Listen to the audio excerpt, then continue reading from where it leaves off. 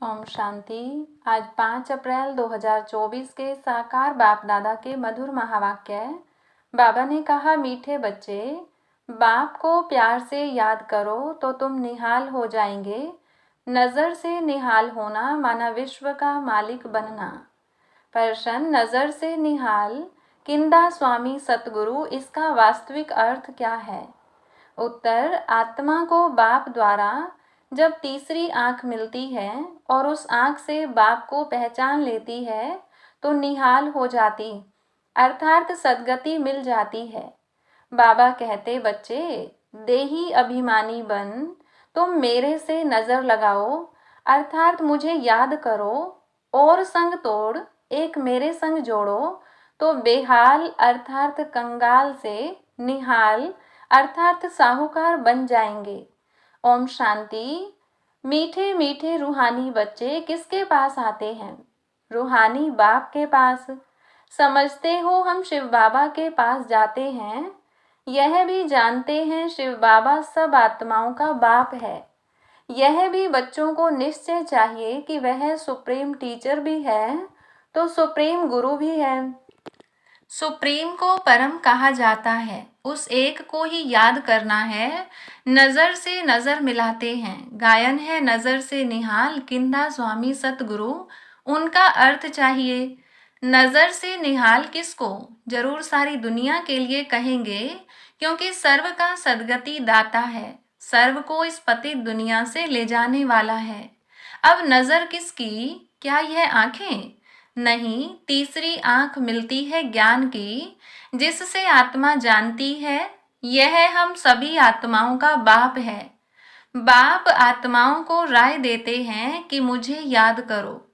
बाप आत्माओं को समझाते हैं, आत्माएं ही पतित तमो प्रधान बनी हैं। अब यह तुम्हारा 84वां जन्म है। यह नाटक पूरा होता है, पूरा होना भी चाहिए जरूर। हर कल्प पुरानी दुनिया से नई बनती है, नई सो फिर पुरानी होती है। नाम भी अलग है, नई दुनिया का नाम है सतयुग। बाप ने समझाया है, पहले तुम सतयुग में थे, फिर पुनर्जन्म लेते, 84 जन्म बिताए, अब तुम्हारी आत्मा तमो प्रधान बन गई है। बाप को याद करेंगे तो निहाल हो जाएंगे। बाप सम्मुख कहते हैं, मुझे याद करो। मैं कौन? परम पिता परमात्मा। बाप कहते हैं, बच्चे, देही अभिमानी बनो, देह अभिमानी नहीं बनो, आत्म अभिमानी बन। तुम मेरे में नजर लगाओ तो तुम निहाल हो जाएंगे। बाप को याद करते रहो, इसमें कोई तकलीफ नहीं। आत्मा ही पढ़ती है, पार्ट बजाती है, कितनी छोटी है। जब यहाँ आते हैं तो 84 जन्मों का पार्ट बजाते हैं, फिर वही पार्ट रिपीट करना है। 84 जन्मों का पार्ट बजाते आत्मा पतित बन पड़ी है। अब आत्मा में कुछ भी दम नहीं रहा है। अब आत्मा निहाल नहीं, बेहाल अर्थात कंगाल है। फिर निहाल कैसे बने? यह अक्षर भक्ति मार्ग के हैं, जिस पर बाप समझाते हैं। वेद शास्त्र चित्रों आदि पर भी समझाते हैं। तुमने यह चित्र श्रीमत पर बनाए हैं, आसुरी मत पर तो अनेक ढेर के ढेर चित्र बनाए हैं। उनका कोई ऑक्यूपेशन नहीं। यहाँ तो बाप आकर बच्चों को पढ़ाते हैं। भगवानुवाच है तो उनकी नॉलेज हो गई। स्टूडेंट जानते हैं यह फलाना टीचर है। यहाँ तुम बच्चे जानते हो कि बेहद का बाप एक ही बार आकर ऐसी वंडरफुल पढ़ाई पढ़ाते हैं। इस पढ़ाई और उस पढ़ाई में रात दिन का फर्क है। वह पढ़ाई पढ़ते पढ़ते रात पड़ जाती है, इस पढ़ाई से दिन में चले जाते हैं। वह पढ़ाइयाँ तो जन्म जन्मांतर पढ़ते आए। इसमें तो बाप साफ बतलाते हैं कि आत्मा जब पवित्र होगी तब धारणा होगी। कहते हैं, शेरनी का दूध सोने के बर्तन में ही ठहरता है। तुम बच्चे समझते हो हम अब सोने का बर्तन बन रहे हैं। होंगे तो मनुष्य ही, परंतु आत्मा को संपूर्ण पवित्र बनना है। 24 कैरेट था, अभी 9 कैरेट हो गया है। आत्मा की ज्योति जो जगी हुई थी वह अब बुझ गई है। ज्योति जगी हुई और बुझी हुई वालों में भी फर्क है। ज्योति कैसे जगी और पद कैसे पाया, यह बाप ही समझाते हैं। बाप कहते हैं मुझे याद करो। जो मुझे अच्छी तरह याद करेंगे मैं भी उनको अच्छी तरह याद करूँगा। यह भी बच्चे जानते हैं, नज़र से निहाल करने वाला एक बाप ही स्वामी है। इनकी आत्मा भी निहाल होती है। तुम सब परवाने हो, उनको क्षमा कहते हैं।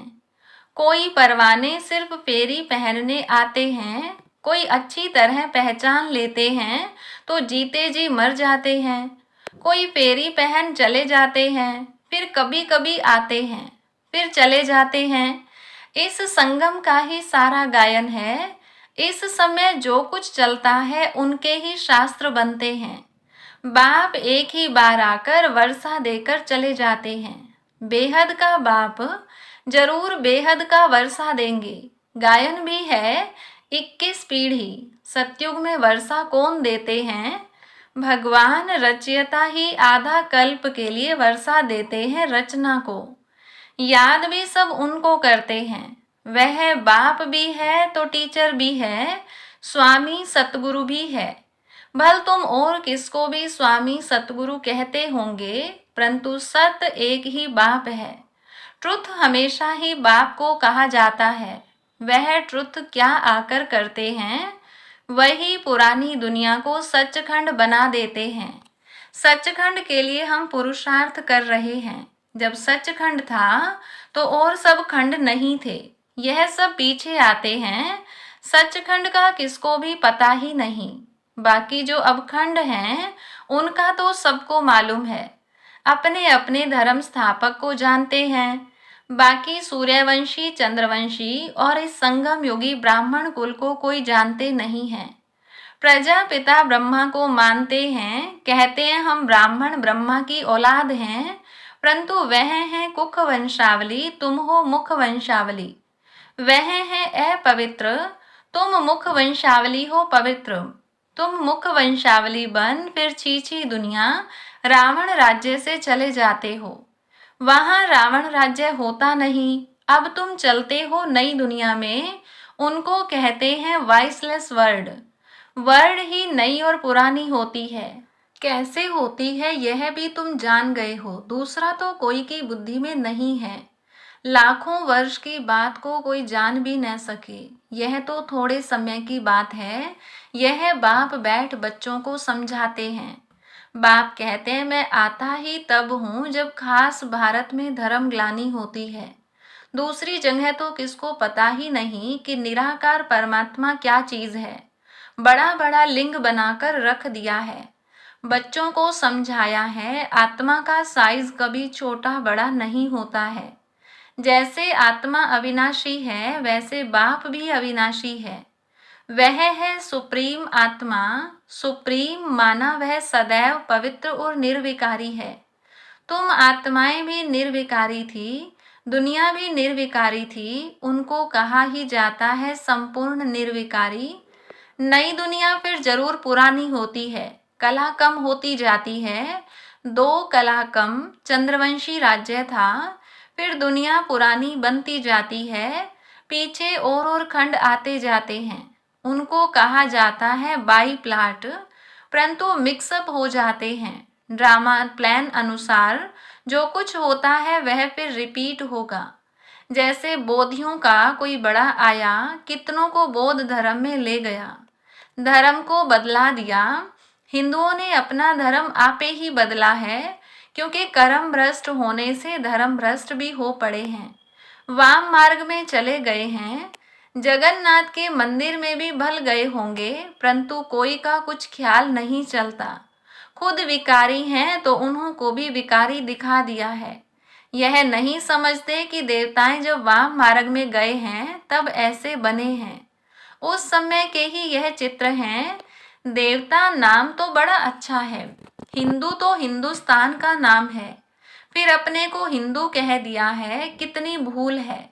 इसलिए बाप कहते हैं यदा यदा ही धर्मस्य ग्लानिर्भवति भारत है। बाबा भारत में आते हैं, ऐसे तो नहीं कहते मैं हिंदुस्तान में आता हूँ। यह है भारत, हिंदुस्तान व हिंदू धर्म है नहीं, मुसलमानों ने हिंदुस्तान नाम रखा है। यह भी ड्रामा में नूंद है, अच्छी रीति समझना चाहिए। यह भी नॉलेज है। पुनर्जन्म लेते लेते वाम मार्ग में आते आते भ्रष्टाचारी बन पड़ते हैं। फिर उन्हों के आगे जाकर कहते हैं आप संपूर्ण निर्विकारी हो, हम विकारी पापी हैं।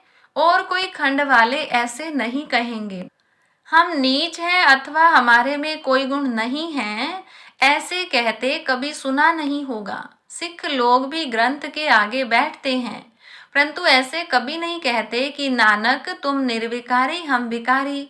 नानक पंथी कंगन लगाते हैं, वह है निर्विकारी पने की निशानी, परंतु विकार बिगर रह नहीं सकते हैं, झूठी निशानियां रख दी हैं। जैसे हिंदू लोग जनेऊ पहनते हैं, पवित्रता की निशानी है। आजकल तो धर्म को भी नहीं मानते। इस समय भक्ति मार्ग चल रहा है, इनको कहा जाता है भक्ति कल्ट। ज्ञान कल्ट सतयुग में है। सतयुग में देवताएं हैं संपूर्ण निर्विकारी, कलयुग में संपूर्ण निर्विकारी कोई हो न सके। प्रवृत्ति मार्ग वालों की स्थापना तो बाप ही करते हैं, बाकी सब गुरु हैं निवृत्ति मार्ग वाले, उनसे उन्हों का जोर जास्ती हो गया है। बाप कहते हैं यह जो कुछ तुमने पढ़ा है उनसे मैं नहीं मिलता हूँ। मैं जब आता हूँ तो सबको नज़र से निहाल कर देता हूँ।